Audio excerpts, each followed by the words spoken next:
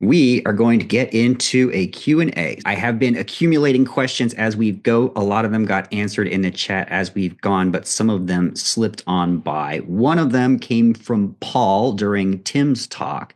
Well, Tim was talking about the alternative lilac species. So Paul was wondering how well do those lilacs handle heat in a zone 8B garden or on the coast?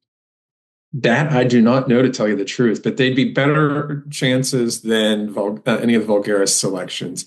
Definitely give the Ablatas a try, and any of the hybrids with them, as well as I think any of the repeat ones they've been fairly good, at least with the heat. So the smaller like Penda, and I'm blanking on it's Bloomerang, right? Blue meringue, yeah. Blue meringue. Yeah, there's a whole series of those now, and then there's some other ones that have come out more recently. That those would be worth a try. Yeah, and Tim, I don't know if you remember this, but that Penda, which is sold as Blue meringue, it did not impress at all for several years when it went in, and then all of a sudden one year, I think we were both like, "Whoa, what happened here?" And I think it just needed some time to settle in. Like I said, they don't look like much in a pot, and they take time to settle in. But they don't take shade either, because it looked great for several years, and then it's gotten more shaded in that spot, and we've lifted up around it, so I think it started to recover again. But they're better to use than some of the other ones. And it's like, again, smaller, and you can squeeze them in. And it's if you do lose it, it's less of an issue because they aren't such a large part of your landscape. Brilliant. Okay, so Jenna had a question. She was asking specifically, does anyone know where I can buy Syringa Betsy Ross? But I think this is a wonderful opportunity to discuss kind of our canned answer for where can I find this amazingly beautiful plant that is a little bit rare. And then she also would like to know, when can she plant things? Well, I'll start off with where she can get it, and maybe Greg or Tim or Nora can discuss planting. Well, one, we have several plant sales and giveaways where you can often get some of these great plants we talk about. But also, I really recommend people get to know their local garden centers, the individual garden centers, because those folks love to look for plants for you. Now, they usually do their big orders during the winter and during late summer for fall and spring. But if you go to them and say, "Hey, I'm really looking for Syringa Betsy Ross," or I put in the chat, if you want more of that lavender purple, they have another heat tolerant one called Syringa Constitution. And you go to them and say you're looking for that, and they will look on their lists for it, and they want to know what people want. So it's great for them. And usually they'll send you an email or a call when if they know they have it and it's coming in. You're under no obligation to buy it if you do that.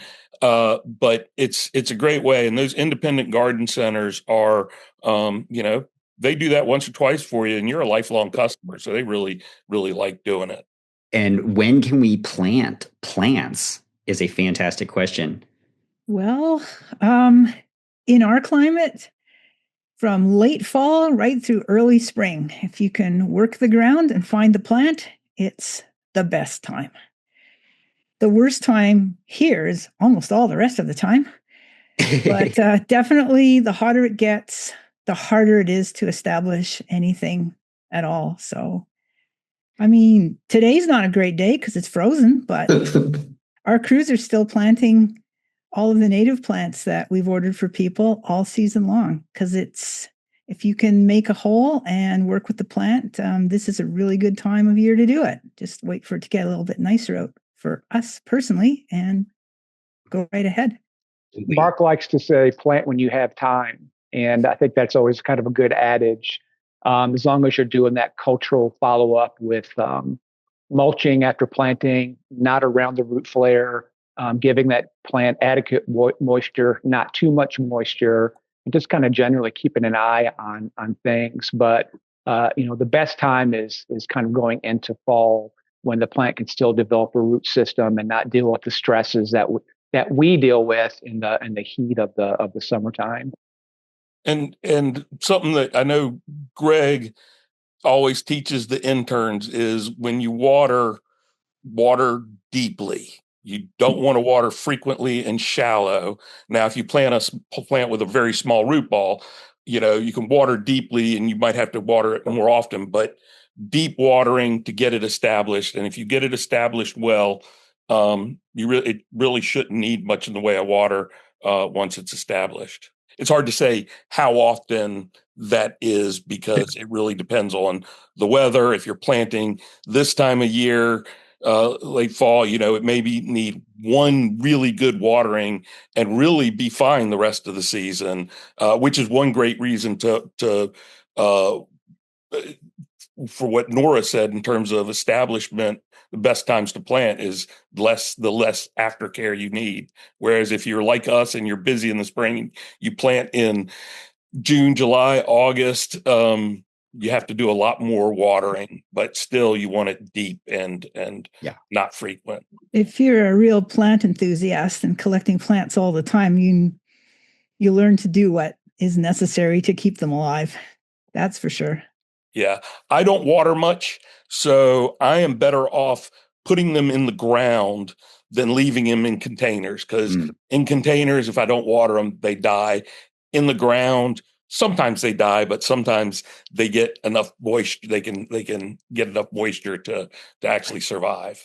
I think they're better there's always exceptions, but yeah, I try to plant anything that hasn't been put in the ground in late fall in winter, because at the very least it's no worse than a protected pot without the pot. So I figure it's good. And also the smaller and younger the plant with a non-wrapped root system, the faster it will establish. If you have a plant that a lot of us are plant collectors.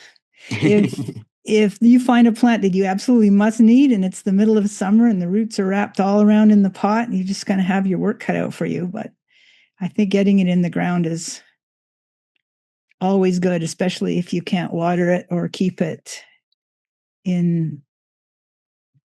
cool in the summer. Well, that goes into the stress of plants,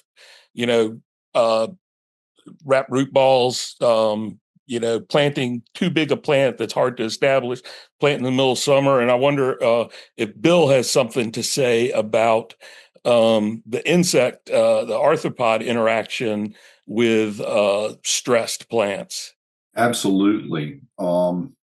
Any organism, plants or animals, when they are compromised by stress, they are much more susceptible to disease and parasites, predation. I mean, that's look at it this way. Stressed plants are plants that nature has selected to delete because you don't want those genes passed on. And when people look at the relationship between plants and insects, we always want to look for the slant of what we perceive as beneficial. And people don't realize that deletion of individuals that are stressed or more prone to disease is better for the overall survival and health of the population of organisms by the elimination of the ones that are stressed. Because once they become diseased or infected, they pose a greater risk to the surrounding population. So stressed plants are absolutely much more prone to many of these problems. And Tim even mentioned with regards to, I believe it was the maples, that how we like to select to plant trees oftentimes presents the issues of higher stress, and in turn, they become subject to insect infestations. And I believe you mentioned some of the scale insects on maples. And this is something when I see trees in grocery store parking lots and all that are planted in these pathetic little parts of dirt surrounded by pavement, and you see all the damage. They are so often completely infected by so many different plants and by insects and pathogens. Yeah. I love that. That's nature's way of deleting them, saying they need to be deleted. Okay. So Gary asked which flowers and plants attract hummingbirds, and I feel like that is something a lot of gardeners are curious about. So let's go through everybody and let's get a couple suggestions of great plants for hummingbirds. I get tons of hummingbirds on my flowering maple, the abutylons, and relatives of that. Those are in the mallow family. And I assume, based on what I just learned from Bill about pollination and those kinds of things, they're set up for that because they're beating their wings up with those sexual parts that are sticking way out there, which is one of the several things I learned today with the butterflies. So that's a great one for me. There are some good hardy ones like Little Imp, but there are a bunch that are kind of semi-hardy or tender that I don't grow many tender plants, but boy, I love those. Voodoo is one that I know we really like. Tim, turn it over to you. I'd say on the Malvaceae, our native Malvaviscus Drummondii, or Arboreus variety Drummondii, those are distinctly hummingbird plants.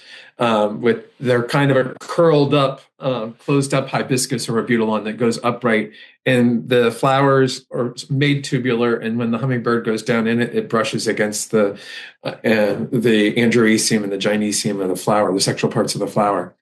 Others that are great I mentioned right at the very end were some of the syningias, which are hummingbird pollinated, especially the more red or orange flowered ones. I didn't really mention their names, but Solovii is one that's great.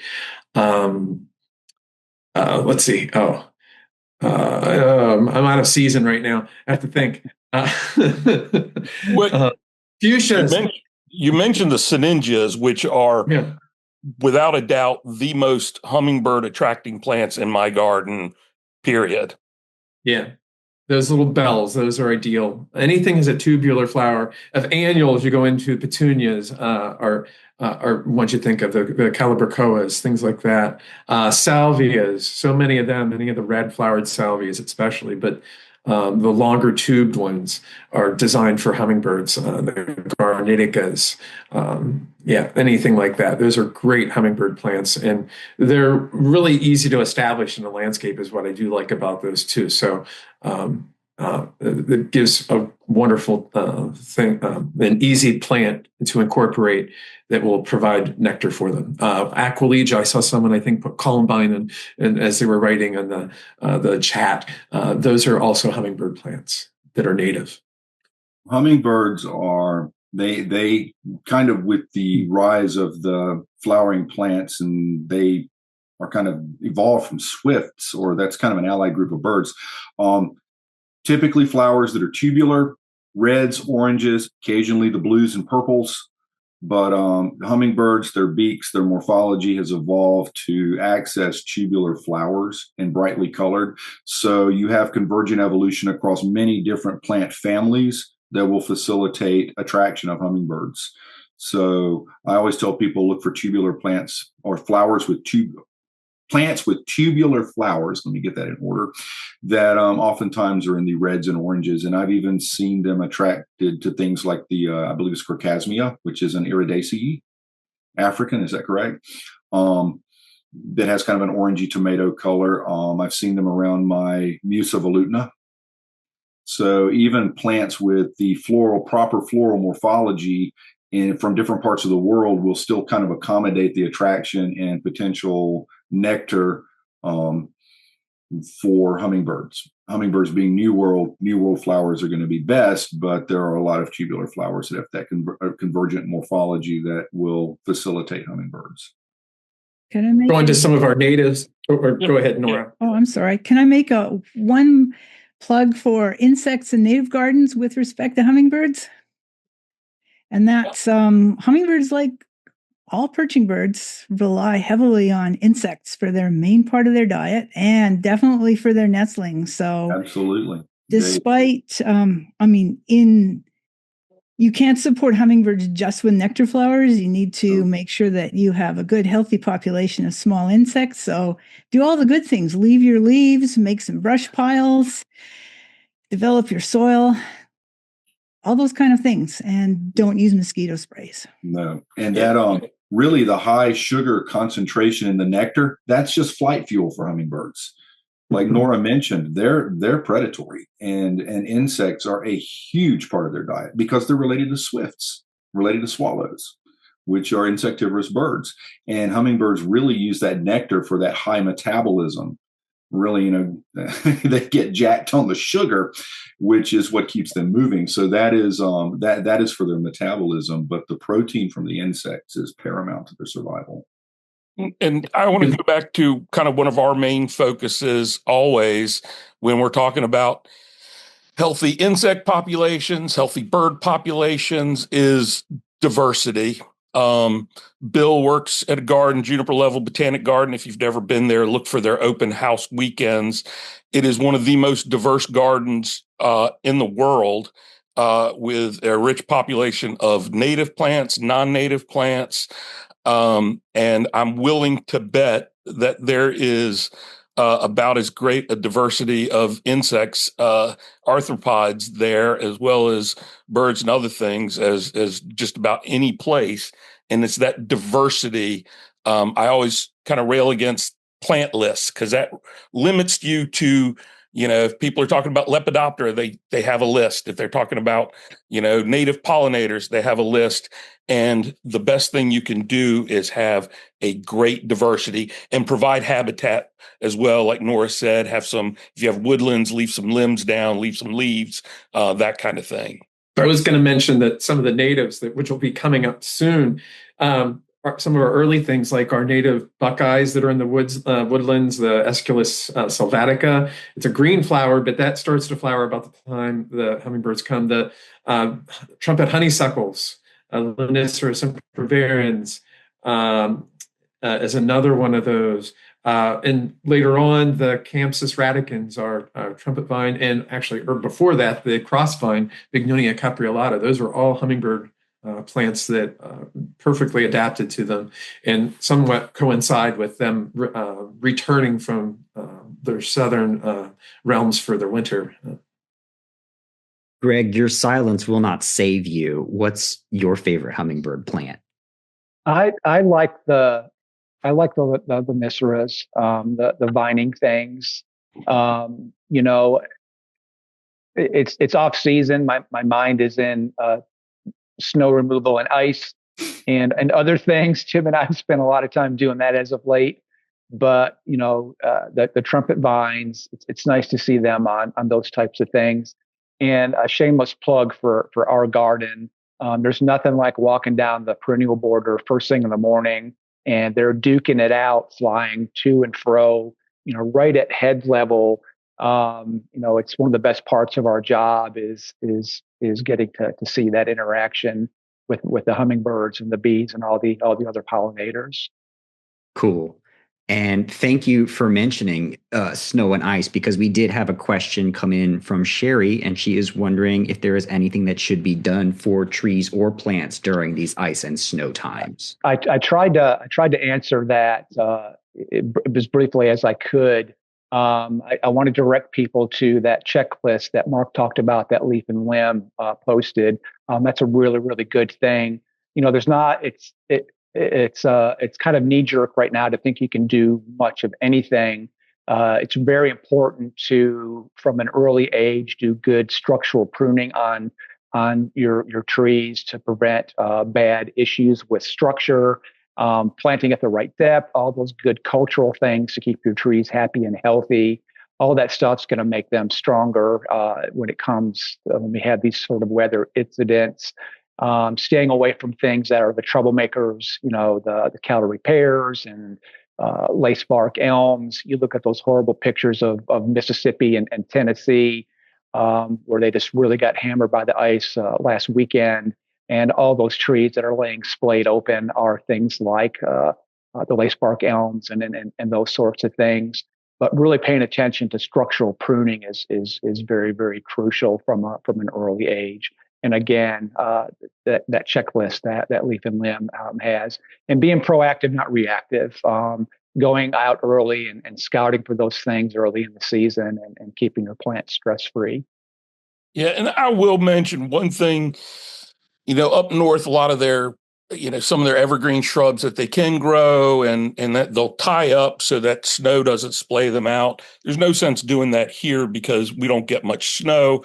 But if we get a lot of snow and you have, say, the Oriental Arborvitae, platycladus, or boxwoods or other things that have kind of more wispy branches. If you go out in the snow, has them splayed out, go out with a broom or something and knock a lot of that snow off. But we get it so infrequently that the keeping the trees healthy and pruning them, which is good practice to prune, the dead disease crossing type branches out, is one of the better things you can do. Nora, do you have thoughts? No, I think you covered it all. I'm glad to see that so many people are talking about structural pruning and things like that, because those are the real answers. Planting appropriate trees for our zone, as you mentioned, avoiding lacebark elms and things that like to fall apart, and keeping your trees strong from an early age through targeted pruning. Some trees might need a lot, some might be very little. And that is something Leaf and Limb can help you out with. We're pretty much specialists of structural pruning, and it's, in our opinion, well, not just our opinion, but it's the only kind of pruning that's actually for the tree itself, that helps the tree itself. Most other pruning is to allow humans to coexist with trees, which is also valid. But a lot of arborists don't know how to do structural pruning properly, but everyone at Leaf and Limb does. So calling Leaf and Limb, at least boy, I sound like an ad, don't I? But it's a good ad. Leaf and Limb does know how to structurally prune trees, which is the kind of pruning that is actually beneficial for your tree. Beautiful.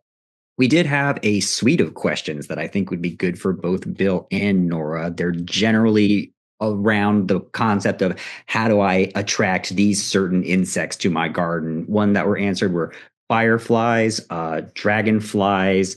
People are also wondering about monarchs, with specifically milkweeds getting pests on them and stuff. What are some general ways we can attract insects, but as well some of these specific ones that people mentioned? Reduction of insecticides and pesticides is paramount. For fireflies, that's been one of the big things. Again, Mark mentioned diversity of plants, diversity of habitat niches. Most of us don't have large yards, but that doesn't mean that within our yards we can't provide variations in our gardens and spaces that will facilitate the needs of different organisms. Fireflies have been a concern for a while because they have disappeared across a lot of their range. And a lot of that is in conjunction with chemicals and habitat loss. As far as attracting diversity of insects, the more plants you have, the more habitat types you have, the less reliant you are on artificial control agents, the greater your diversity. And nature unto itself can be one of its greatest self-regulators. My neighbors have fire ant problems. I don't.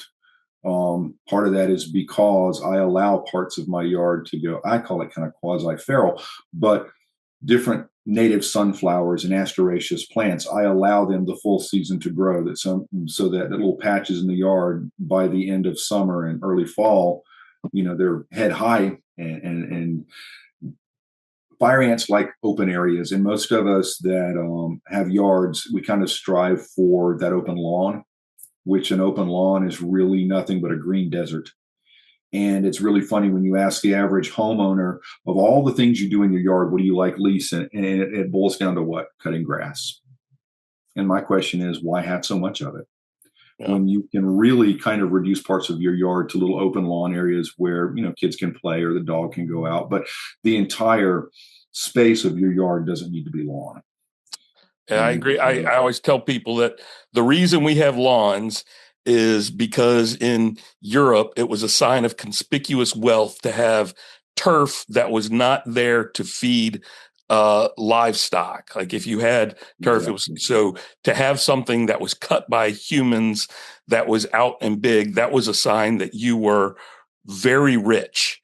It's like having a white wedding cake and white dress. Those were signs of being rich. And we've just continued that on today and have decided that that is what should be there, is a big lawn. And we need to move away from that.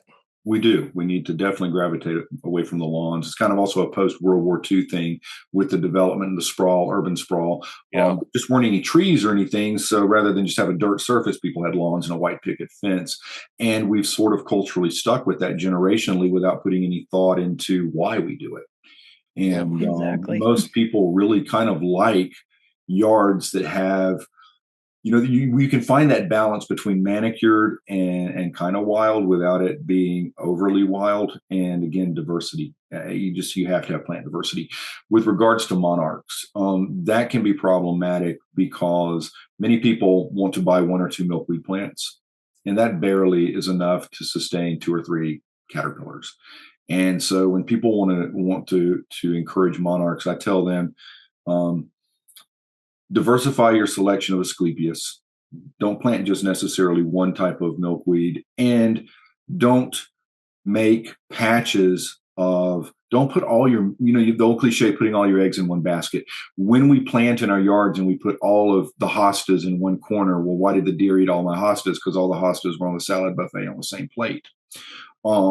Intersperse, intermix, and kind of, when you're putting a lot of these plants, mix it up. Put a few milkweeds over here, a few milkweeds over there. And that way, if you get pests, they might find one milkweed, but they're not going to find all of them because they're not adjacent to one another. So kind of mixing it up. It's not just about the number of plant species you place in your yard or your garden. It is, how are you spacing them? How are you planting them out so that they're not all in one place? I'm going to make another plug for the soil because it's my second favorite thing after insects. Soil being the foundation of everything else. A huge number of insects spend part of their lives underground or in the duff layer, and you need to protect that if you want to see fireflies and many other insects flittering around your flowers. The fun part, the part we like to take pictures of, they need the soil to be in good shape. So leave the leaves, mulch your soil, and once it's in good shape, disturb it as little as possible. I would say those are things that I've been talking about for forever. And to combine two of your things, what we do is we mulch with leaves. Yep. And it looks really nice. So, it doesn't have to be mulch and leave leaves. It can be leave the leaves as mulch, because probably the second least enjoyable garden task for most people after mowing their lawns is raking their leaves. And if you just move them into your beds, make sure you're not smothering little evergreen ground covers, works great. Yep. And you're keeping all of your butterfly chrysalids, your pupae, your moth cocoons. People don't realize how many things, baby box turtles, things like that get raked up, put in bags, and hauled off to garbage sites. And I know that through my years of working with my own yard and folks' yards, and even at the museum, it was amazing how many incidental critters get raked up, bagged up, and chunked. Lizards, salamanders, frogs, turtles. I was going to say salamanders and tree frogs. I see a lot when I'm moving my leaves from one place to another, but I can tuck them back in. They're not going in a bag to be composted. No, but a lot of small critters, not just insects, are getting composted, and people don't realize it. No kidding. Okay, let's talk about plants for a little bit. We had somebody ask, what are some good flowering shrubs, perennial plants for a relatively shady area? Some of the ericaceous things that have been mentioned, Pieris, not Zenobia so much, Leucothoes or Agaristas do pretty well. I'm assuming, well, we can talk about other flowering things, the Daphne that Tim talked about.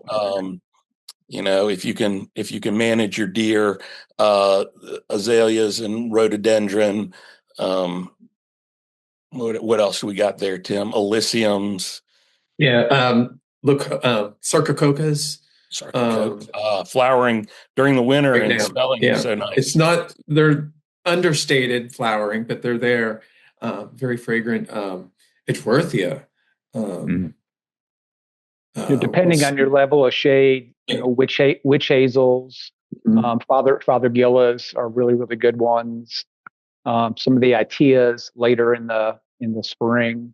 Those are just a few that popped in my head. Yeah, I'm going through my home garden because I have a woodland and thinking of things that are, so if it's not too deep shade, some of the viburnums, Viburnum dentatum, Viburnum acerifolium, that one does really well in shade. Trilobum, you tend not to get as much fruit in a shadier spot, but they will flower for you. Osmanthus, if it's not too shady, of course, I'll put Osmanthus anywhere. But those camellias. Camellias, of course, yeah. Mountain laurels. Yes. Mountain laurels. Our Dan, has given a listing of native ones, if you're particularly interested in native, and he's mentioned oak leaf hydrangea, Elysium, which is anise, pawpaw, wax myrtle, red buckeye, bottlebrush buckeye, Virginia's sweet spire, clethra, aronia, and possibly sweet bay magnolia. So those are our Dan suggestions for natives. Yeah.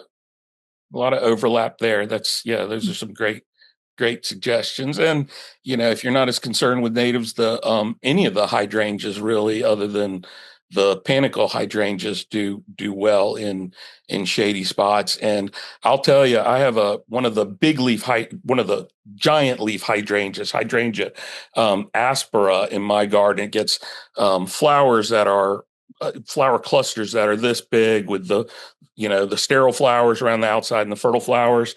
And I remember one time, one of those flower heads, I've got a picture of it somewhere, must have had 60, 70 insects, pollinators on it of every different size. Mostly are little solitary bees and wasps and flies. But it was just absolutely, you almost couldn't see the flower. There's so many on there. Awesome. Okay, so the next question is one that we've really answered already in passing, but I really do want to connect the dots for people with this one. So Gary, well, it wasn't Gary. Somebody was asking, do we have any comments on the soils of North Carolina, the clay and the rocky soil? How do we deal with that? Oh, I'm going to start talking, don't you? Our clay soil is hard to work with, but clay soils themselves are actually very high in nutrients. So the main thing about our clay soils is to keep them from getting compacted or to decompact them when they are compacted. And leaf compost or any kind of compost really, is the best thing you can do to put in with your clay soil to establish the foundations of decent soil. And there are other things too, but I'm going to leave it at that for now. The worst problem with our soils, in particular if you're a transplant and move down here to a new area, is when new housing developments are developed, there is no soil. All that disappears and you're working with absolutely nothing. And that's a huge problem with trying to get anything established in those types of things. So like Nora said, adding leaf compost is one of the best things that you can do to help kind of reverse that situation. And it's not going to happen overnight. It's going to take a succession of years doing that. And all the things that we've been talking about, all the dots that Blake wants to connect is, the planting of diverse plant material, things that can take that kind of stressful environment, paying attention to all the right cultural things, planting at the right depth. All that stuff is all kind of interconnected and it's going to determine how well things are going to fail and or succeed. And somebody mentioned wonderfully that there is a class coming up with Bryce Lane at the JCRA, which really does a lot. We also have some great YouTube videos on here about that. And but if you've ever seen one of those videos, kind of time-lapse videos of worms and other critters taking a layer of organic, unbroken down organic material and incorporating it into soil below, it's amazing, but you're not going to have those earthworms or other critters in that bare clay. So the first step is always to cover it. If you can't till things in, like you have existing beds, is to cover it so that you can start bringing in all these insects that are detritus eaters and breaking it down and start to build soil. One other thing, and we're just talking about clay soils. There are sandy soils, which again, organic matter, compost is about the best thing you can do.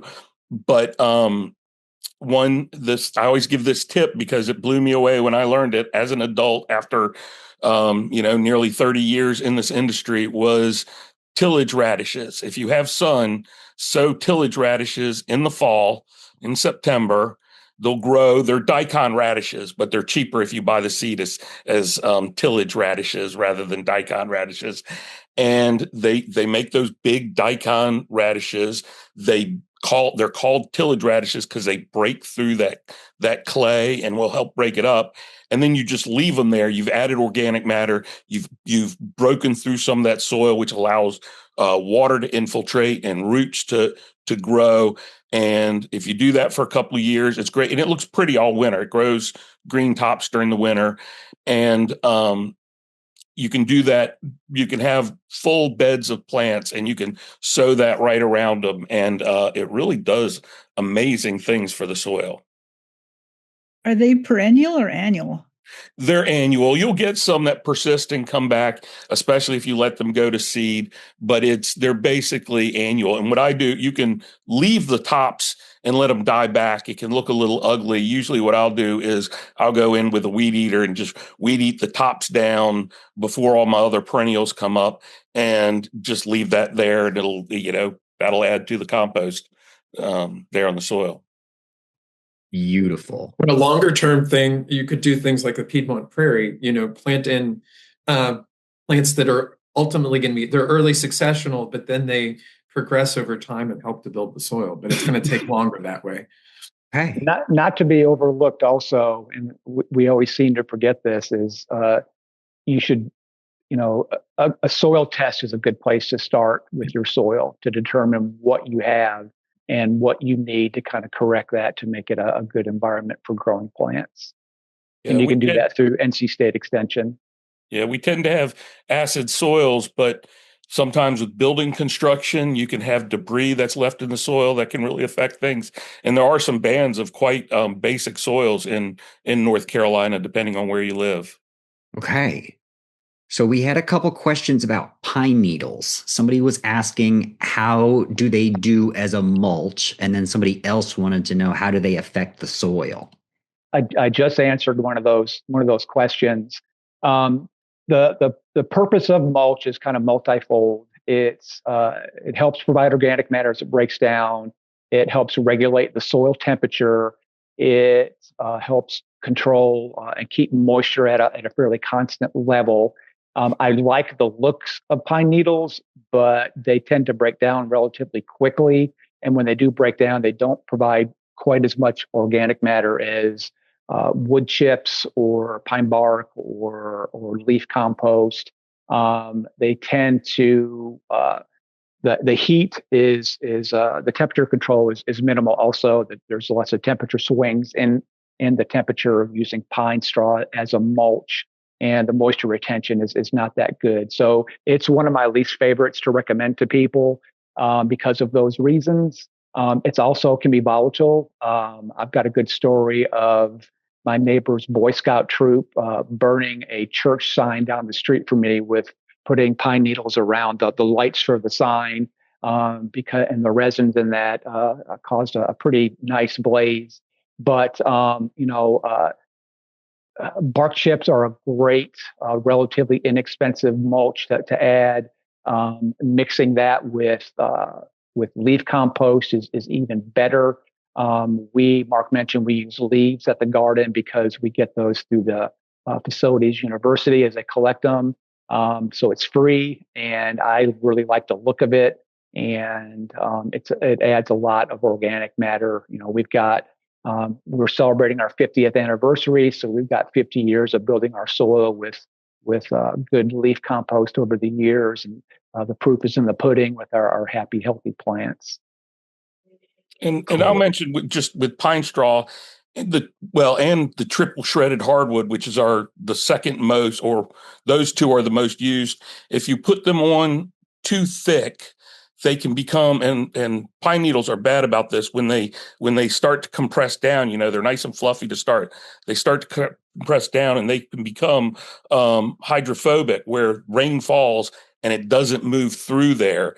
And unlike zone 3 and places like that, the mulch is less about keeping our soil warm and keeping from frost heaving like it is up north. It's for that, the weed prevention and the moisture, like Greg said, and even summertime heat, mitigation a little bit. But if you go too thick, you can get weeds growing in the mulch instead of it preventing seed from germinating. But also you can prevent the moisture from getting to the soil at all if you go too thick. Awesome. One way I do add some other compost to my soils is, when I just got finished doing this, 40 yards of raw chips from chipdrop.com. I put on my paths through my woodland. Otherwise, I let just the leaves fall for mulch in my woodland. But every few years, I come through with a flat shovel and I shovel my paths get higher and higher, and I shovel them down and put all that organic matter. I move the leaves aside, put all that organic matter, and then put the leaves back on top of it. Okay. We have time for one, maybe two more questions. We got an interesting one that I have not heard before. So Bridget wants to know suggestions for planting over a leach bed on a septic field. She says she can't put trees over that area because the roots would interfere with the drainage, but she wants to get rid of the grass over that. Are there any suggestions for how we might diversify a leach bed? Piedmont prairie would work. Yeah. I knew someone would say it if I didn't. Any herbaceous perennials in general, you could make it look much more attractive, if nothing else. I can tell you what I do. And do it, Bill. That's where I put my swamp sunflowers and goldenrod. Yeah. Mm-hmm. That's my big plot of it right there on the west side of the house. And I call it my septic prairie. Some of the Asclepias you mentioned are great in areas like that. Absolutely, but I will tell you, my swamp sunflowers they push things out quick. But they're great in the fall for the finches. I get swarms of finches through the yard after that. But the swamp sunflowers are fantastic, and some of the goldenrods and Joe Pye weed and things. That's where I put my prairie. And although I don't have any surface issues with my septic system, that's what I plant over it. And that way I don't worry about any kind of roots or issues. But at the same time, I've got a diversity of things that provide habitat for a lot of other critters. That's awesome. Cool. So we do have time for another question, and we'll make it 2 questions on a topic that is way too broad for us to cover in 2 minutes. So what are some good veggies for raised gardens in this area? And then also Kathy would like some tips on growing root vegetables. Let's see what we got. Well, I'd say in general, if it's a vegetable that'll take our heat or our winters for some of the coal crops, raised beds are great for growing them. I saw somewhere as the chat was going through, somebody mentioned rhubarb crowns. Not so much good for this area. Asparagus, great perennial and beautiful plant. But I don't really know how to go deeper than that. If you're a recent transplant, a lot of the things that you would sow farther north that you would sow in spring, like those cole crops, the brassicaceae, the cabbages, broccoli, those kinds of things, we get hot too quick. They don't really have time. So you're better off sowing those in the fall, and you can actually keep harvesting them over the winter. And one way to do it, a lot of people will cover their do little row covers over the winter.